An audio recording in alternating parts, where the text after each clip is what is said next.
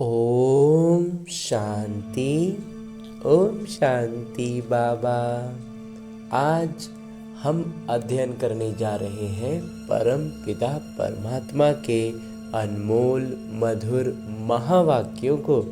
और ये मुरली अमूल्य है, अनमोल है। ये हम तब अनुभव करते हैं जब बाबा के परम पिता परमात्मा के चैतन्य उपस्थिति में इसका अध्ययन करते हैं।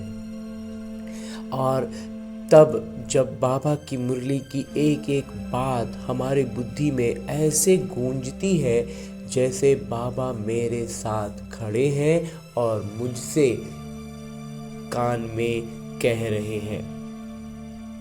जब भी कोई परिस्थिति हो, कोई भी बात हो, हमारी बुद्धि में बाबा की ये बातें गूंजने लगती हैं।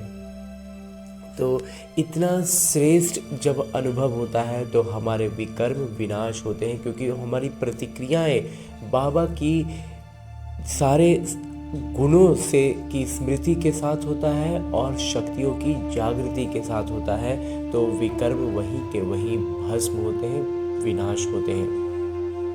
तो ऐसा श्रेष्ठ अनुभव पाते हुए हम अपनी अवस्था में लगातार ऊपर उठ सकते हैं, ऊपर आते चले जाते हैं। और इसके लिए करना क्या होता है? बस छोटा सा एक काम है कि हमें अपने दिनचर्या में एक समय, एक स्थान निर्धारित करना है। उस स्थान पर उस समय बड़े फुर्सत से, बड़े इत्मीनान से बैठना है और ये काम प्रतिदिन करना है। कोई भी दिन न छूटे, हर दिन फुर्सत से बैठना है। एक विशेष स्थान अगर रखें, जैसे भक्ति मार्ग में हम पूजा के लिए, और समय भी इस ब्रह्मा कुमार का थोड़ा सा स्पष्टीकरण है कि समय का मतलब ये नहीं कि 7 बजे। इस ब्रह्मा कुमार का ऐसा मंथन है कि 7 बजे 8 बजे ये टाइम नहीं, बल्कि हमारे दिनचर्या में जैसे हम भक्ति में स्नान के बाद सबसे पहले पूजा करने के लिए पूजा का कमरे में जाते थे, जिनका घर में जैसा सुविधा हो उस स्थान पर चले जाना है और स्नान के बाद जाना। अगर स्नान में आज 7:30 बज गए तो इसका मतलब ये नहीं कि समय चेंज हो गया, नहीं, स्नान के तुरंत बाद का समय इस ब्रह्मा कुमार को मंथन में लगता है सबसे उचित है। तो वैसे ही स्थान भी पूजा के लिए जो अगर स्थान बना कर रखे हो तो उसी स्थान पर बैठना है। थोड़ा पवित्र हो, साफ सुथरा हो, तो उस स्थान पर बैठकर अब अपने हाथों में मुरली लेनी है और एक एक शब्द का बड़ी गहराई से अध्ययन करना है। और जब हम इसकी गहराइयों में धीरे धीरे उतरते जाएंगे ना, तो हम बाबा के चैतन्य उपस्थिति का अनुभव पाएंगे। और ये इस ब्रह्मा कुमार का ये अनुभव रहा है और आभास रहा है। इसीलिए हम मुरली का अध्ययन बड़े फुर्सत से, इत्मीनान से बैठकर स्वयं से कम एक बार ज़रूर करना है। फिर हम YouTube पर सुनते रहे, सेंटर पर जाएं, वो सब अच्छी अच्छी बातें हैं, लेकिन जब हम फुर्सत से, इत्मीनान से अकेले बैठकर खुद से जब अध्ययन करते हैं ना, तो बाबा और मैं आमने सामने बैठ बातें कर रहे हैं, ऐसा अनुभव करते हैं। तो इसके लिए और एक छोटा विधि जो हमें आत्माभिमानी स्थिति में आने के लिए करनी चाहिए, वो ये कि जब हम फुर्सत में आकर बैठ गए, मुरली हाथों में लेकर शुरू करने जा रहे हैं, तो पहले अपने इस देहभान से अलग होने का भी अभ्यास करें और अपने सूक्ष्म शरीर के साथ, यानी अपने उसी मन के को लेकर जो इस रावण की दुनिया में बहुत भटक रहा है, उसको लेकर के। क्यों भटक रहा है? क्योंकि वो इसका स्थान है ही नहीं, ये रावण की दुनिया है, तो रावण की दुनिया हमारे मन के लिए है ही नहीं, इसीलिए वो अपनी दुनिया ढूंढने के लिए इतना भटक रहा है। बिल्कुल वैसे ही जैसे एक मछली पानी के बाहर आ जाए तो बहुत छटपटाती है, इसीलिए हमारा मन इतना भटकता है। तो इसे इसके सही गंतव्य तक लेकर चलते हैं। इस शुरुआत, चूँकि ये रास्ता भूल चुका है, तो इसे हम लेकर चलते हैं अपने साथ मधुबन की धरा पर, और उसमें भी खास पांडव भवन के उसी हिस्ट्री हॉल में जहाँ मेरे बाबा ने साकार तन का, यानी इस ब्रह्मा बाबा के तन का आधार लेकर ये मुरली चलाई थी। यूँ तो बाबा ने चलाई थी पहले, तभी आज हमें लिखित रूप में मिल रही है। लेकिन आज भी जब मैं आत्मा अपने आत्म अभिमानी स्थिति में स्थित होकर और स्थित होने के लिए, ये बहुत सरल अभ्यास है, इससे हम आत्माभिमानी स्थिति में स्थित होते हैं और तब बाबा की चैतन्य उपस्थिति का अनुभव पाते हैं।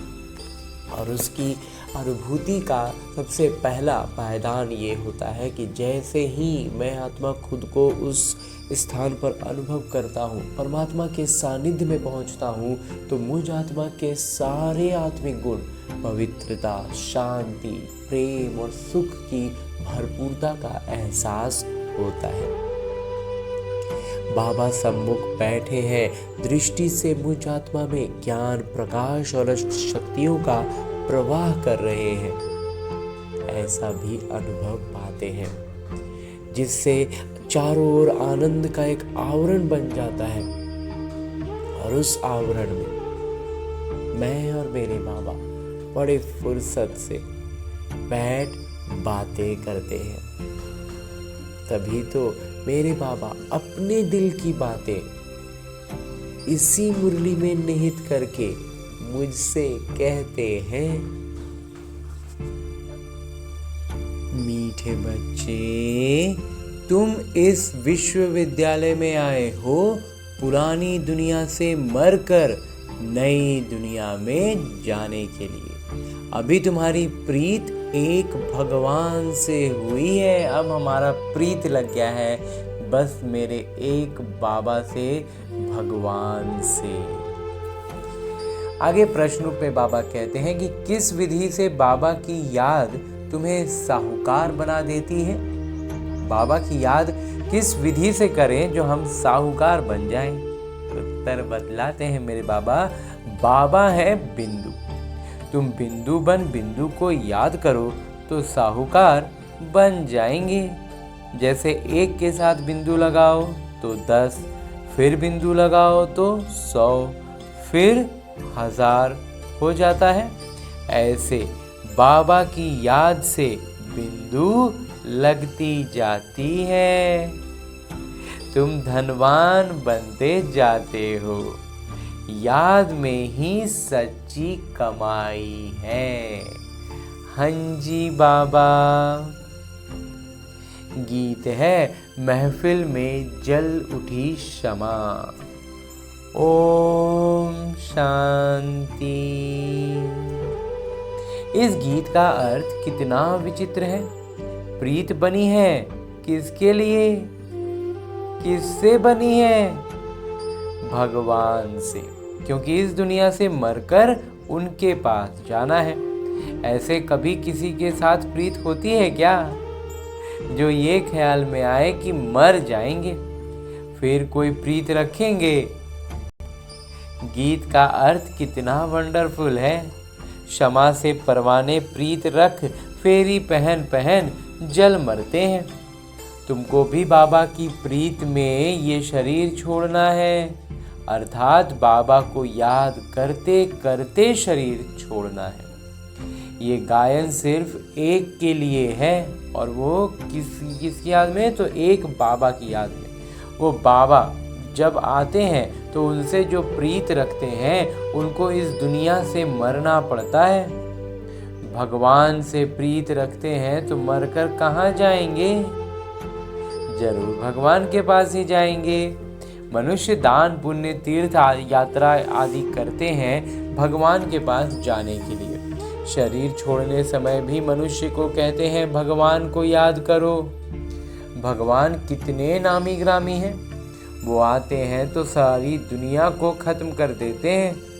तुम जानते हो हम इस यूनिवर्सिटी में आते हैं पुरानी दुनिया से मरकर। बाबा कहते हैं हम इस विश्वविद्यालय में आते हैं पुरानी दुनिया से मरकर नई दुनिया में जाने के लिए। पुरानी दुनिया को पतित दुनिया, हेल कहा जाता है। बाबा कहते हैं नरक कहा जाता है, पतित दुनिया कहा जाता है पुरानी दुनिया को। और बाबा नई दुनिया में जाने का रास्ता बताते हैं। सिर्फ मुझे याद करो। मैं हूँ हेवनली गॉडफादर, मैं ईश्वरीय पिता हूँ स्वर्ग का। उस पिता से तुमको धन मिलता है, मिल्कियत मिलती है, मकान आदि महल वगैरह मिलते हैं। बच्चियों को तो वर्षा मिलना नहीं है, उनको दूसरे घर भेज देते हैं। लौकिक तौर में क्या होता है, जो बेटी होती है उसको अपने पिता की धन संपत्ति में हिस्सा नहीं मिलता है, उसको पराए दूसरे घर भेज दिया जाता है। गोया वो वारिस नहीं ठहरी। वहाँ कहते इसका मतलब ये वो वारिस नहीं गिना जाता है बेटियों को इस यहाँ के बातों में, यहाँ के नियमों में। तो ये भगवान तो हैं सभी आत्माओं के पिता, इनके पास सबको आना है। कोई समय जरूर बाबा आते हैं, सबको घर ले जाते हैं, क्योंकि नई दुनिया में बहुत थोड़े मनुष्य होते हैं। पुरानी दुनिया में तो बहुत हैं, नई दुनिया में मनुष्य भी थोड़े और सुख भी बहुत होता है। और कहते हैं नई दुनिया में क्या होगा, मनुष्य तो बहुत थोड़े होंगे लेकिन सुख बहुत होगा। पुरानी दुनिया में बहुत मनुष्य हैं तो दुख भी बहुत है, इसलिए पुकारते हैं। बापू गांधी भी कहते थे, हे पतित पावन आइए। सिर्फ उनको जानते नहीं थे, समझते भी हैं कि पतित पावन परमपिता परमात्मा है, वही विश्व के मुक्तिदाता है। राम सीता को तो सारी दुनिया नहीं मानेगी, सारी दुनिया परमपिता परमात्मा को मुक्तिदाता पथ प्रदर्शक मानती है।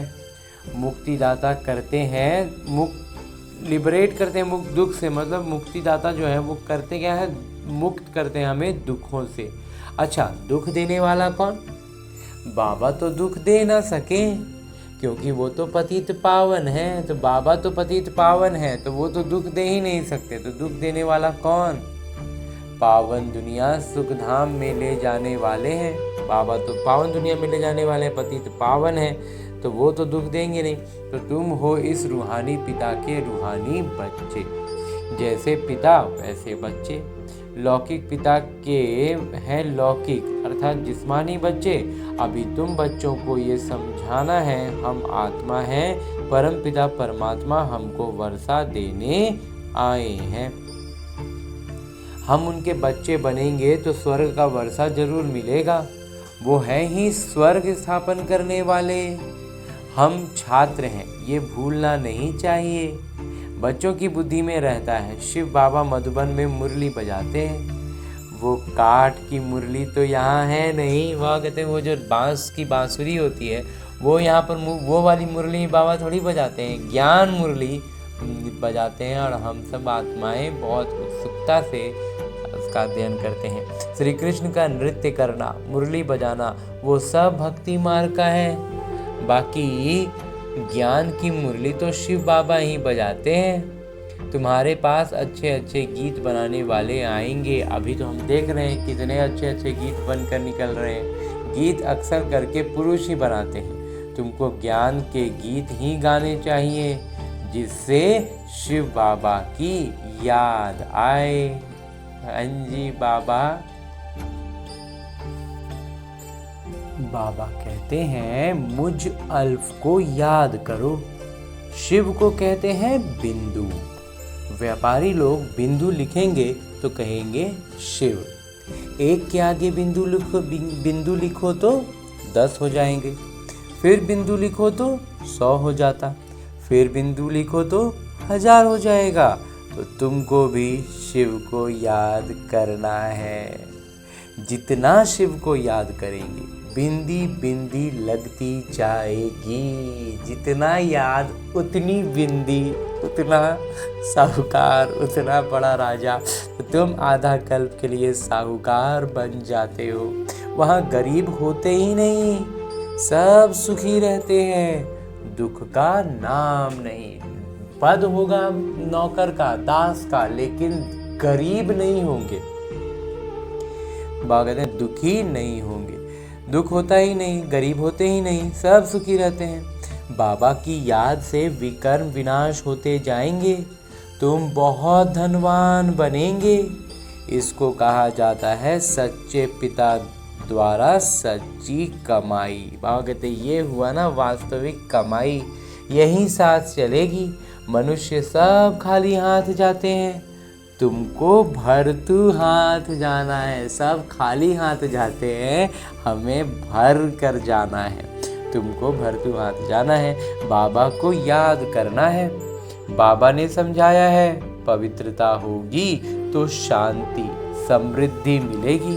तुम आत्मा पहले पवित्र थी, फिर अपवित्र बनी हो। सन्यासियों को भी सेमी प्योर कहेंगे। वो भी क्या है, जीवन में तो पवित्र रहते हैं लेकिन जन्म पवित्र नहीं होता है, इसलिए सेमी प्योर। तुम्हारा है पूरा सन्यास। तुम जानते हो वो कितना सुख लेते हैं। थोड़ा सुख है तो दुख ही है। वहाँ कहते हैं थोड़ा सा सुख मिलता है उनको सन्यास का, लेकिन फिर तो दुख ही दुख है।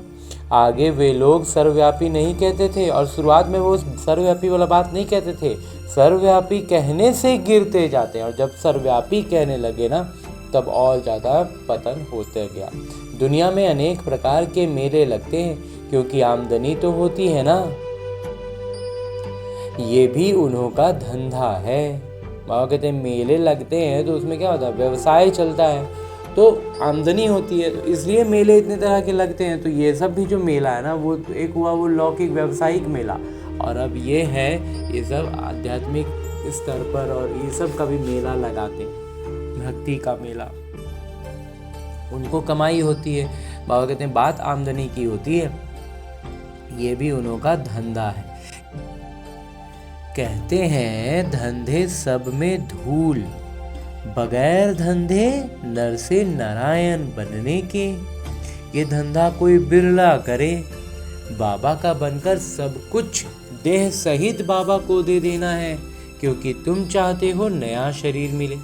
बाबा कहते हैं तुम कृष्णपुरी में जा सकते हो, परंतु आत्मा जब तमो प्रधान से सतो प्रधान बने। बाबा श्री कृष्णपुरी में जा सकते हो, लेकिन तभी जब आत्मा तमो प्रधान से सतो प्रधान बने।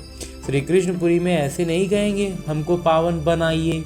यहाँ सभी मनुष्य मात्र पुकारते हैं, हे मुक्ति दाता आइए, इस पाप आत्माओं की दुनिया से हमको मुक्त करिए।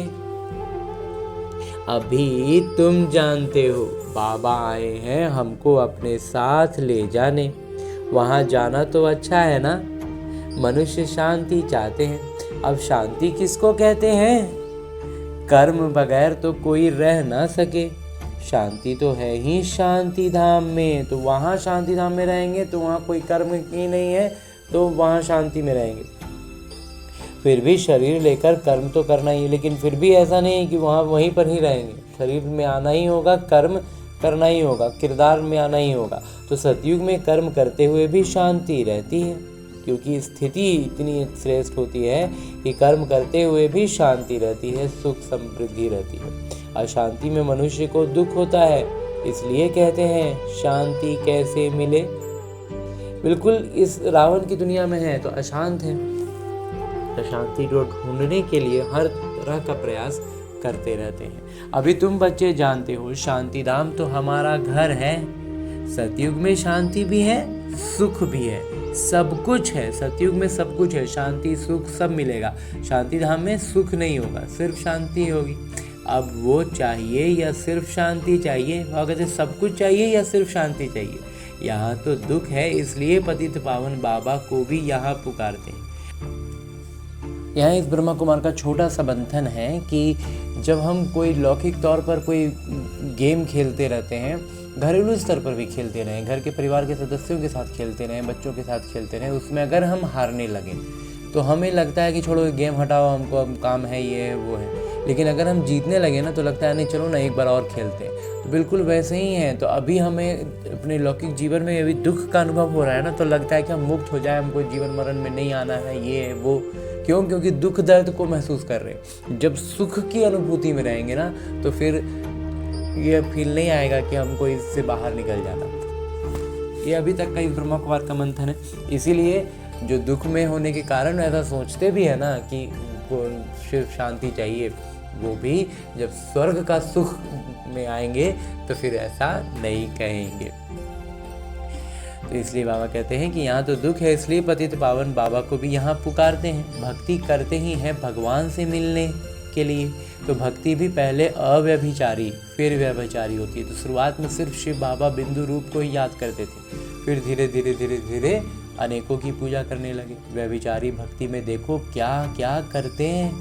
सीढ़ी में कितना अच्छा दिखाया हुआ है, सीढ़ी वाले चित्र में बहुत अच्छा से दिखाते हैं, मतलब पेड़ पौधों की पूजा कर रहे हैं, जानवरों की पूजा कर रहे हैं। और वो कहते हैं क्या है, तुमसे नीचे श्रेणी के हैं वो। एक तरह से कहें तो हमारा मैनेजर, हमारा क्लर्क है प्रकृति और पशु, और उनकी हम पूजा कर रहे हैं। तो ये क्या है, अब वह कहते हैं दिखाया हुआ। परंतु पहले पहले तो सिद्ध करना चाहिए कि भगवान कौन है। लेकिन बाबा कहते हैं पहले ये तो सबसे साबित करना होगा ना, सबसे पहले ये परिचय देना है कि परमपिता परमात्मा कौन है, हम कौन है, हमारा उनसे रिश्ता क्या है। और फिर उन पर जो हमारा निश्चय होगा तो फिर उनके द्वारा कही गई हर बात को हम बहुत सहजता से स्वीकार करेंगे। तो श्री कृष्ण को ऐसा किसने बनाया, पहले जन्म में कौन थे, इस तरह की बहुत सारी बातें हैं। समझाने की बड़ी युक्ति चाहिए। जो अच्छी सेवा करते हैं उनके दिल भी शायद ही गवाही देती है। कहते हैं उनका दिल में हमेशा ये बात चलती रहती है। यूनिवर्सिटी में जो अच्छी रीति पढ़ेंगे वो ज़रूर तीखे जाएंगे। और कहते हैं इस विश्वविद्यालय में जो अच्छे से पढ़ाई पढ़ते हैं ना वो तीखा जाएंगे ही जाएंगे। नंबरवार तो होते ही हैं, कोई डल हेड भी होते हैं। तो कोई बाबा कहते हैं कि नंबरवार होगा तो उसमें कोई क्या होता है, मंद बुद्धि होता है, उसको ज़्यादा कुछ समझ में नहीं आता है। लेकिन फिर भी निश्चय अगर है ना तो काफ़ी ऊपर चला जाता है। शिव बाबा को आत्मा कहती है मेरी बुद्धि का ताला खोलो, मेरा ताला खोल दीजिए बाबा। देखते हैं कि हम समझ नहीं पा रहे लेकिन निश्चय पूरा रहता है। बाबा कहते हैं बुद्धि का ताला खोलने के लिए ही तो आया हूँ, परंतु तुम्हारे कर्म ऐसे हैं जो ताला खुलता ही नहीं। विकर्मों का बोझ इस तरह का होता है ना कि मतलब एकदम से उलझे हुए रहते हैं, निकलने के लिए कोशिश करते हैं, निकल ही नहीं पाने लगते। फिर बाबा क्या करेंगे, बाबा कहते हैं कर्मों का ही हिसाब किताब, कर्मों के हिसाब किताब बाबा कहते हैं मैं हस्तक्षेप नहीं करता। हमारी स्थिति को हमें अपने से सुधारना है, हमें हर एक परिस्थिति पर, प्रतिक्रियाओं पर परिवर्तन लाना है और उसी से विकर्म विनाश होंगे। उलझ देंगे और बाबा को पुकारेंगे भक्ति के विधि से तो बाबा कहते हैं कुछ नहीं होगा। बाबा कहते हैं बहुत पाप किए हुए हैं। अब बाबा उनको क्या करेंगे, बाबा हमारे हिसाब किताब में हस्तक्षेप नहीं करते हैं ना, क्योंकि एक बच्चे के में करेंगे तो फिर बाकी बच्चों के लिए अन्याय हो जाएगा ना। इसलिए बाबा किसी के हिसाब किताब में, कर्मों के हिसाब किताब में हस्तक्षेप नहीं करते। विधि सिखलाते हैं कि किस विधि से तुम अपने ही कर्मों से विकर्म का जो बोझ सर पर आ रहा है उसको परिस्थिति के रूप में देखना है और उस परिस्थिति पर अपनी प्रतिक्रिया बाबा की सारी गुणवत्ताओं और शक्तियों की जागृति के साथ देना है। तो वो विकर्म वहीं के वहीं भस्म हो जाता है। इसी अनुभव और इस मंथन पर अनुभव पाने के बाद ही ब्रह्मा कुमार इस बात को बार बार अभी दोहरा रहे हैं। तो बाबा कहते हैं कि शिक्षक को अगर स्टूडेंट कहे कि हम कम पढ़ते हैं तो शिक्षक क्या करेंगे। बाबा कहते हैं अब शिक्षक को जाकर के बोलेगा कि हम थोड़ा कम पढ़े हैं, तो टीचर उसमें क्या करेंगे, टीचर कोई कृपा तो नहीं करेंगे, करके उसके लिए एक्स्ट्रा टाइम रखेंगे। बहुत करेंगे तो थोड़ा सा चलो तुम 10 मिनट और एक्स्ट्रा लिख लो, मैंने लास्ट में जो पेपर उठाते हैं उसमें तुमको 5-10 मिनट हम छोड़ देंगे, वो तो तुमको मना नहीं है। बाबा कहते हैं तुमको हम तो हमारे लिए भी बाबा कहते हैं वैसा चीज़ नहीं है, तुम अभ्यास करो, प्रदर्शनी खुली पड़ी है, बैठकर प्रैक्टिस करो। और कहते हैं खूब समझाओ, प्रदर्शनी वगैरह में जाओ, खुद सेवा करो तो बुद्धि का ताला खुलता है। दूसरों को समझाने में इस ब्रह्मा कुमार का एक ज़बरदस्त मंथन रहा है, अनुभव रहा है कि जब हम दूसरों को बताते हैं ना तो आज हम जिस व्यक्ति को, जिस आत्मा को अभी समझा रहे हैं, हम खुद नए हैं, लेकिन जब समझा रहे हैं ना तो समझाते समय हमारा ये उद्देश्य नहीं होना चाहिए कि हम तो आज इसको समझाइए देंगे, नहीं।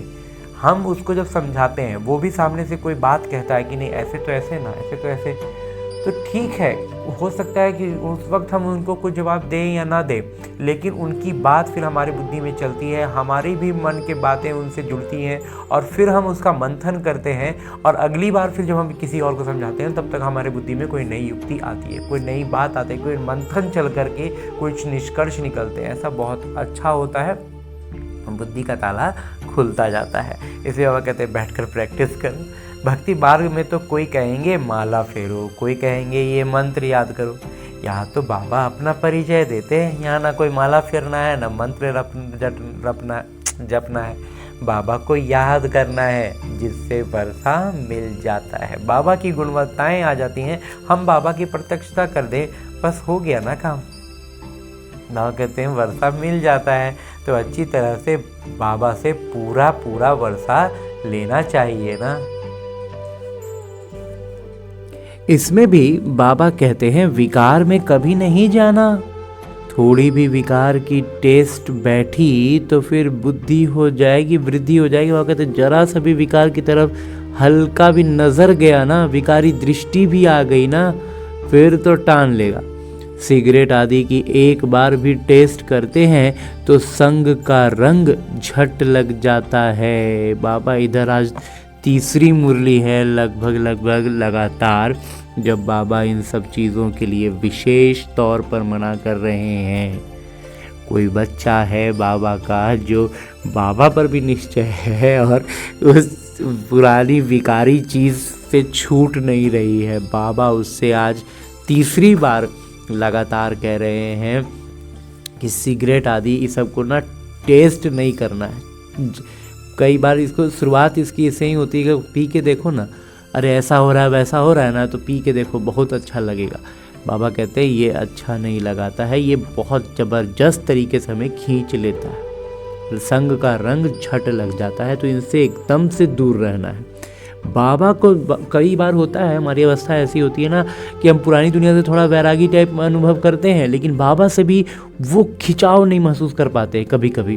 तो उस अवस्था में जब होते हैं ना, तो वापस पुरानी दुनिया तरफ नहीं खिंचाना है, हमें बाबा को ही पकड़ के रखना है, बाबा का ही मंथन करना है, बाबा की ही बातों का। तो धीरे धीरे फिर बाबा में ही खिंचाव आने लगेगा, फिर पुरानी दुनिया से और ज़्यादा वैराग्य आ जाएगा। फिर बाबा कहते हैं लेकिन अगर एक बार उधर चढ़ गए ना, बाबा कहते हैं फिर आदत छोड़ना भी मुश्किल हो जाती है। एक बार दोबारा वहाँ चल गए ना, छूटते छूटते फिर पकड़ लिए तो फिर बहुत मुश्किल हो जाएगा। बहाना कितना करते हैं, आदत कोई नहीं पड़नी चाहिए। बाबा कहते हैं एक बार आदत हो गया तो फिर बहाना बहुत करेंगे, इसलिए आदत ही मत लगाओ। छी आदतें भी मिटानी है, जो पहले से है उसको मिटाना है, तो नया थोड़ी लगाना है। बाबा कहते हैं जीते जी शरीर का भान छोड़ मुझे याद करो। देवताओं को भोग हमेशा पवित्र ही लगाया जाता है, तो तुम भी पवित्र भोजन खाओ। आजकल तो सच्चा घी मिलता ही नहीं, तेल खाते हैं, वहाँ तेल आदि होता ही नहीं। लीजिए, बाबा आज एक और बात स्वर्ग के बारे में बताते हैं कि वहाँ सिर्फ घी से ही काम होगा, वहाँ तेल होगा ही नहीं, तेल की ज़रूरत ही नहीं होगी, इतना पवित्रता होती है। अभी तो क्या है, घी मिलता नहीं है तो तेल खा रहे हैं हम लोग। या तो डेयरी में देखो प्योर घी रखा है, झूठा भी रखा है। अभी क्या है, सच्चा भी है झूठा भी है, दोनों फिर लिखा हुआ है प्योर घी, और दाम में फ़र्क पड़ जाता है। एक होता है शुद्ध घी और एक फिर साधारण घी खली होता है, उसमें दाम में बहुत का फ़र्क है। तो अब तुम बच्चों को फूल मुआफिक खिला हुआ हर्षित रहना चाहिए, तो हमें अब वहाँ जाना है ना जहाँ घी की नदी बह रही हो, तो यहाँ से बुद्धि क्यों लगाएं। स्वर्ग में तो नेचुरल ब्यूटी रहती है, वहाँ प्रकृति भी सतो प्रधान हो जाती है। लक्ष्मी नारायण जैसे नेचुरल ब्यूटी यहाँ कोई बना ना सके। वहाँ कहते हैं लक्ष्मी नारायण के जैसा एकदम प्राकृतिक खूबसूरती जो सौंदर्य है वो किसी का कोई हो ही नहीं सकता। उनको इन आँखों से कोई देख थोड़े ही सकते हैं। इन लौकिक विकारी आँखों से हम इनका कितना भी हम इसको पवित्र कर रहे हैं, शुद्ध कर रहे हैं, लेकिन इसकी भी एक विकार से जन्म है ना, तो इसलिए वो उस स्थिति में जा ही नहीं सकता है कि लक्ष्मी नारायण को देख सकें। हाँ, साक्षात्कार होता है, परंतु साक्षात्कार होने से कोई हूबहू चित्र बना थोड़े ही सकेंगे। हाँ, कोई आर्टिस्ट को साक्षात्कार होता जाए और उस समय बैठ बनाए तब ऐसा हो सकता है, परंतु है बड़ा मुश्किल। तो तुम बच्चों को बहुत नशा रहना चाहिए। अभी हमको बाबा लेने के लिए आए हैं, बाबा से हमको स्वर्ग का वर्षा मिलना है। अभी हमारे 84 जन्म पूरे हुए। ऐसे ऐसे ख्याल बुद्धि में रहने से खुशी होगी। विकार का जरा भी ख्याल नहीं आना चाहिए। बाबा कहते हैं काम महाशत्रु है। द्रौपदी ने भी इसलिए पुकारा है ना, उनको कोई 5 पति नहीं थे। वो तो पुकारती थी कि हमको ये दुशासन नग्न करते हैं, इनसे इससे बचाइए। फिर 5 पति कैसे हो सकते हैं? ऐसी बात हो नहीं सकती। घड़ी घड़ी तुम बच्चों ने नई नई बिंदुएं मिलती रहती हैं, तो चेंज करना पड़े, कुछ ना कुछ चेंज कर अक्षर डाल देना चाहिए। बाबा कह रहे हैं। तो इस बात पर पहले से ही इस ब्रह्मा कुमार का मंथन चला हुआ है और इस बात को समझ में आती है बात कि एक छोटा सा यहाँ पर है कि जैसे हमने लौकिक में एक फिल्म देखी थी जिसमें अपने प्रोफेसर की तारीफ में एक हिंदी का कम जानकारी रखने वाला छात्र जो था, उसने हिंदी में अपने प्रोफेसर की तारीफ के लिए एक निबंध कहें, एक भाषण कहें, लिख के रखा। और उसमें कुछ शरारती दूसरे बच्चों ने क्या किया, उसके 1-2 अक्षर, सिर्फ 1-2 अक्षर बदल दिए और उसके शिक्षक के प्रति जो उसका उद्गार था, उसने जो प्रशंसा के पुल बांधे थे, वो सारा का सारा उसे शर्मसार कर दिया, सिर्फ 1-2 अक्षर से। जैसे कि था वो अपने शिक्षक के लिए कह रहा था कि उसके शिक्षक ने चमत्कार किए हैं, उस चमत्कार में चम हटा के बल लगा दिया। तो मायने सिर आँखों से उठाने वाले जो थे वो एकदम से धरातल में समा गए, एकदम से उसे गंदगी में डुबा दिया, ऐसे शब्द बन गए वो। तो बस ऐसे ही ये जो शास्त्रों वगैरह की हम बात करते हैं ना, इसमें भी बहुत छोटी छोटी ऐसी गड़बड़ियाँ जानबूझकर बाद में कुछ शरारती, कुछ विकारी शक्तियों ने उसमें कुछ चेंज कर दिया, बदलाव कर दिया, जिससे कारण वो और ज़्यादा, जैसे आज ही की मुरली में बाबा ने भी शुरुआत में कहा ना कि शुरुआत में जब अव्यभिचारी भक्ति थी तो वो सर्वव्यापी नहीं कहते थे, बाद में वो सर्वव्यापी कहने लग गए। तो इसीलिए वैसे ही इनके साथ हुआ है और हम धीरे धीरे हमारा सब चीज़ बदल दिया गया और हम एकदम से ज़्यादा पतित होते चले गए हैं। इसलिए बाबा कहते हैं कि चेंज करना पड़े। तो अब हम क्या है, अब हमारी जब बुद्धि थोड़ी सजग होती है ना, तो हमें बहुत कुछ धीरे धीरे समझ में आने लगता है कि कहाँ गड़बड़ी हुई होगी, क्या गड़बड़ी हुई होगी, लेकिन हम उसमें उलझना नहीं है। लेकिन कम से कम अपनी स्पष्टता आ जाती है ना, तो हम उससे बाहर उबरने में हमें बहुत सरलता होती है। तुम लिखते हो थोड़े समय के अंदर हम इस भारत को परिस्तान बनाएंगे। तुम चैलेंज करते हो, बाबा कहते तुम ये चुनौती देते हो ना कि हम थोड़े ही समय में अब इस भारत को परिस्तान बना देंगे। बाबा कहेंगे बच्चों से, सन शोज फादर। बाबा हम बच्चों से कहते हैं, हम बच्चे ही पिता का प्रतिनिधित्व करेंगे ना, फादर शोज सन। तो फादर कौन से पिता की बात होती है?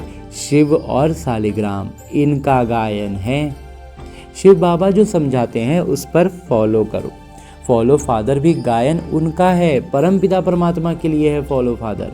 लौकिक पिता को फॉलो करने से तुम पतित बन जाते हो।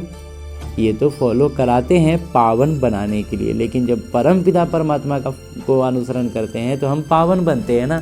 फ़र्क है ना, लौकिक पिता का अनुसरण करने में और अलौकिक पिता का अनुसरण करने में बहुत फ़र्क है। बाबा कहते हैं मीठे बच्चे फॉलो कर पवित्र बनो। फॉलो करने से ही स्वर्ग के मालिक बनेंगे। लौकिक पिता को फॉलो करने से 63 जन्म तुम सीढ़ी नीचे उतरे हो। अब बाबा को फॉलो कर ऊपर चढ़ना है, बाबा के साथ जाना है। बाबा कहते हैं ये एक एक रत्न लाखों रुपयों का है।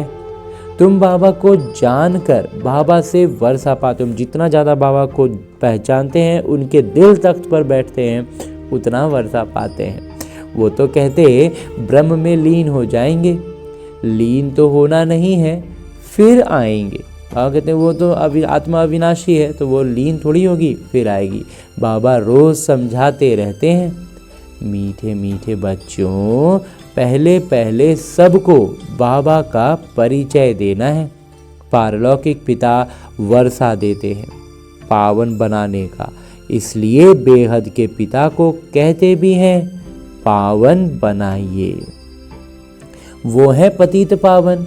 लौकिक पिता को पतित पावन नहीं कहेंगे, वो खुद ही पुकारते रहते हैं हे पतित पावन नाइए। तो दो पिता का परिचय सबको देना है।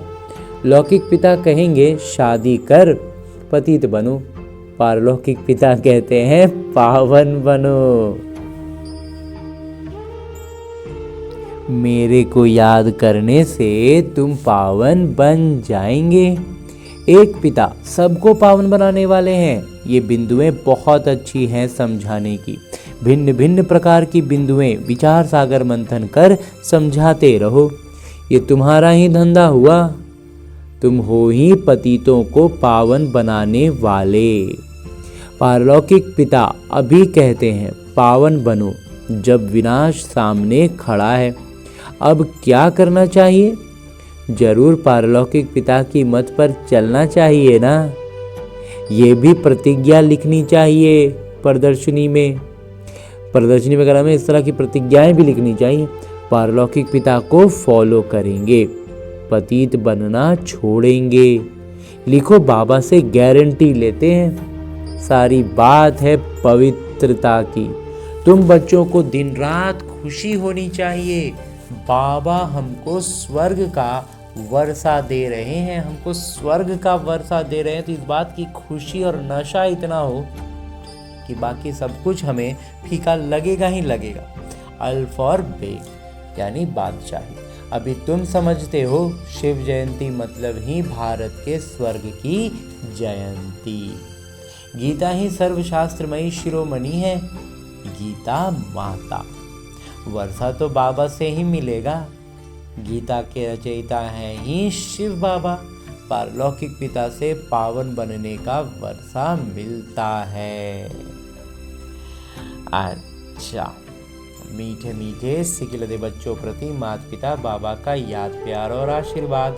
रूहानी बाबा की रूहानी बच्चों को नमस्ते। हम रूहानी बच्चों की ओर से रूहानी माता पिता को याद प्यार और प्रणाम। धन्यवाद बाबा, धन्यवाद। मुरली के लिए भी धन्यवाद और इस अनूठे अलौकिक ब्राह्मण जीवन के लिए भी बहुत बहुत बहुत धन्यवाद बाबा, बहुत धन्यवाद।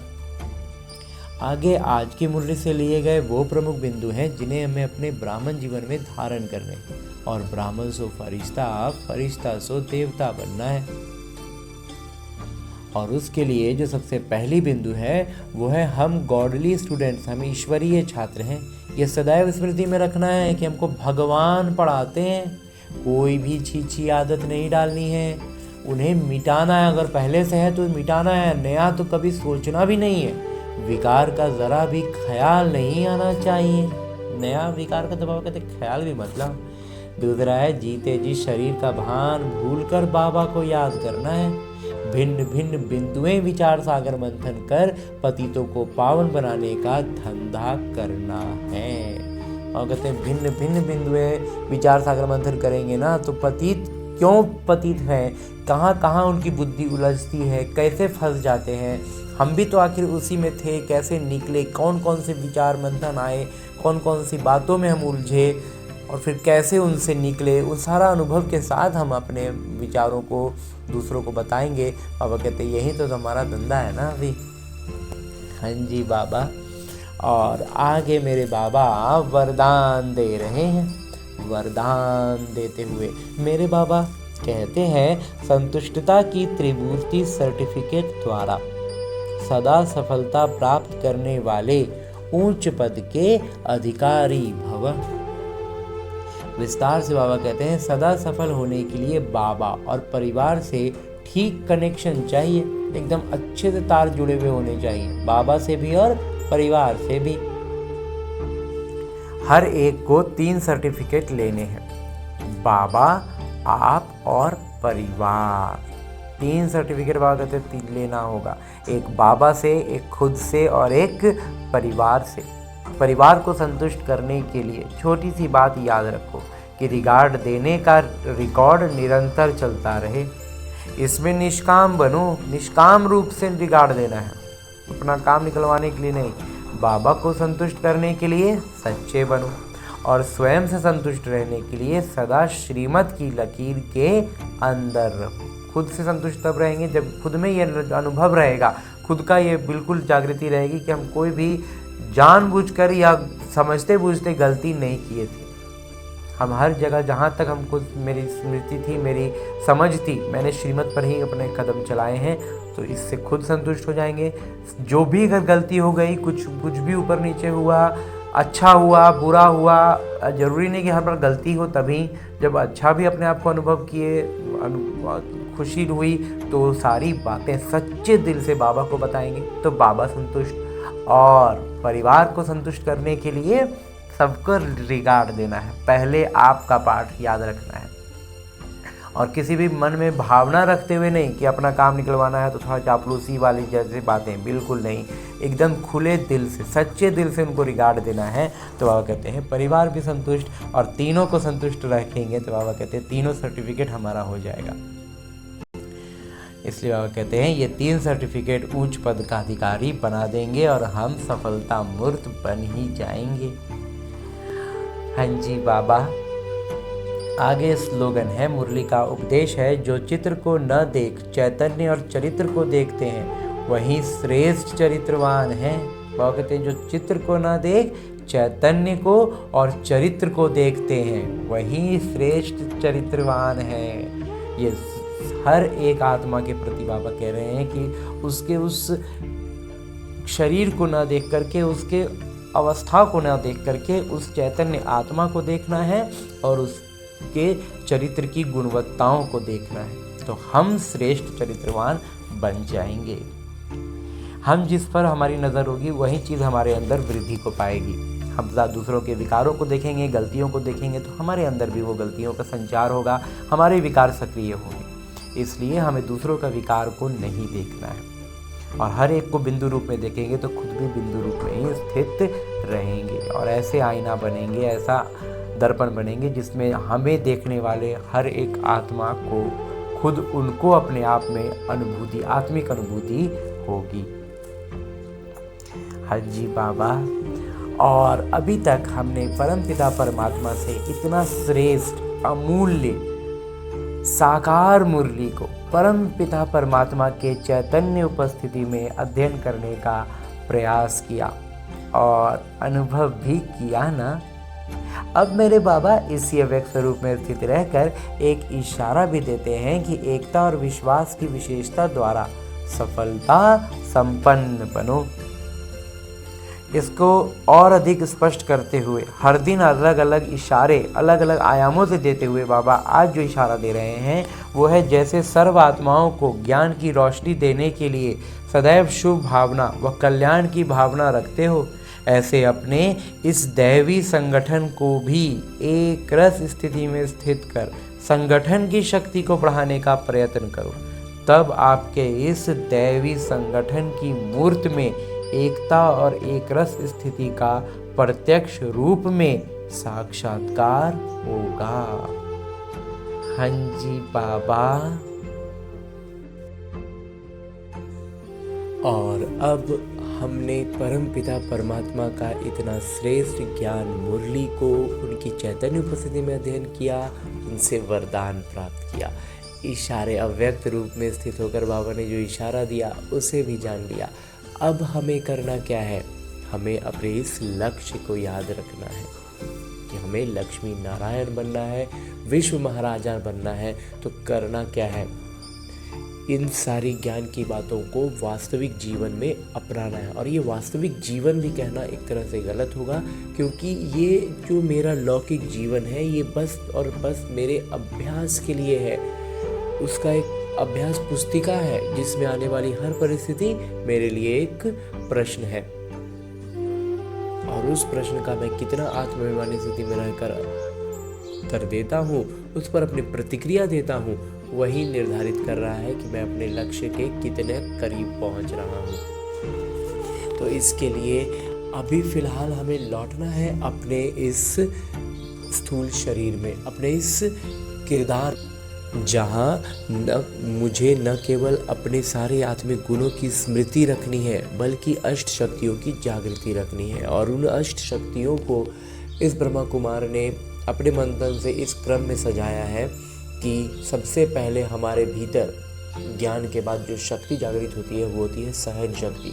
जब हम ज्ञान की महीन बातों को नहीं समझ पाते हैं, कुछ स्पष्ट नहीं हो पाता है, या जहाँ पर भी जिस भी परिस्थिति में हम स्पष्टता में थोड़ा भी उलझते हैं, तो अगर लेकिन निश्चय पूरा होता है तो हम सहन शक्ति की जागृति के साथ हर परिस्थिति को पार कर पाते हैं। उसके बाद जो जागृत होती है वो होती है परखने की शक्ति और उसी के साथ साथ निर्णय करने की शक्ति। अब निर्णय क्या करना है? निर्णय करने के लिए हमारे पास 5 शक्तियां हैं कि हमें इन 5 में से कौन सी शक्ति का इस्तेमाल करना है। तो इसमें सबसे पहला इस ब्रह्मा कुमार को लगता है कि है समेटने की शक्ति। समेटने की शक्ति का अर्थ है, इस ब्रह्मा कुमार का मंथन रहा है कि सबसे पहले जो आती है वो है समेटने की शक्ति। समेटना क्या है? अपने उन पुराने संस्कारों को जो रावण के प्रभाव में बने हैं। दूसरा है समाने की शक्ति। वही सारी संस्कार जो अन्य आत्माओं में, संबंध संपर्क की आत्माओं में रावण के प्रभाव में पनपे हैं, विकसित हुए हैं और वो उनसे घिरे हुए हैं, तो उनको उस नज़र से हम देख पाए, इसके लिए हमें शक्ति जो चाहिए वो है समाने की शक्ति। तो उनके रावण के प्रभाव में बने संस्कारों को समाने की शक्ति। उसके बाद जो आती है वो है संकीर्णता की शक्ति। संकीर्णता की शक्ति का अभिप्राय इस ब्रह्मा कुमार के मंथन के अनुसार है कि जहाँ पर हमारा हस्तक्षेप का या फिर हमारे इन्वॉल्व होने का, हमारे उससे जुड़ने का कोई अर्थ नहीं है, हमारे लिए वो व्यर्थ है, तो वैसे में अपने आप को उसमें जोड़कर हम खामोखा में कहीं उलझ ना रहे हो, इसके लिए भी, इसका स्पष्टीकरण के लिए भी हमें शक्ति चाहिए कि जहाँ ज़रूरत, मतलब संकीर्णता के साथ, मतलब जिसको कहते हैं कि आराम से हम निकल सकते हैं और हम झूठ मूठ में फंस रहे हैं, वो काम ना करके, तो इसके लिए भी शक्ति चाहिए। तो वही है संकीर्णता की शक्ति। उसके बाद जो है वो है सामना करने की शक्ति। तो ये भी हमें परखना होगा ना कि हम यहाँ से एकदम, मतलब बिना किसी जुड़ाव के एकदम सीधे निकल सकते हैं या फिर हम निकल नहीं सकते, तो हमें उसका सामना करना ही है। तो हम उस परिस्थिति का, उन बातों का अच्छे से सामना कर पाए, उसके लिए भी हमें जो शक्ति चाहिए वही है सामना करने की शक्ति। और उसके बाद जो एक शक्ति है उसका नाम है सहयोग की शक्ति। सहयोग की शक्ति का अर्थ है कि जब हम अपने सारे गुणों और शक्तियों से खुद को भरपूर अनुभव करते हैं, सारी शक्तियों की जागृति के साथ होते हैं, तब हम अन्य आत्माओं को सहयोग दे सकते हैं। यूँ तो हम यहाँ गलती ये करते हैं कि आज हमने पहला ज्ञान समझा और हम दूसरों को बताते हैं, तो ये बहुत खुशी और उमंग उत्साह के लिए ठीक है, लेकिन दूसरों को बताने में अगर हम पीछे हो रहे हैं, हम फिसल रहे हैं, वो हमें खींच ले रहे हैं, तो इसका मतलब है कि हम सहयोग की शक्ति से अभी निपुण नहीं हुए हैं। तो जब तक हम खुद का पाँव अच्छे से न जमा लें, हम बाढ़ में किसी बह रहे या व्यक्ति को लौकिक तौर पर अगर उदाहरण के रूप में देखें तो किसी को बहता हुआ क्यों हम रोकें और खुद ही हमारे पाँव जमे नहीं हैं, हमने खुद को रस्सी से कोई चीज़ से बांधा नहीं है, तो फिर हम दूसरों को मदद नहीं कर सकते हैं, हम खुद ही बहने लग जाएंगे। तो इसलिए हमें इस बात का स्मृति रखनी है, इस शक्ति को भी समझना है। तो इस तरह की अष्ट शक्तियों की जागृति के साथ सारे सातों आत्मिक गुणों को स्मृति में रखते हुए सारी प्रतिक्रियाएं हमारे इसी अनुसार हो, ऐसा अभ्यास करने के लिए लौटते हैं अपने इस किरदार में, अपने स्थूल शरीर में। अच्छा, ओम शांति।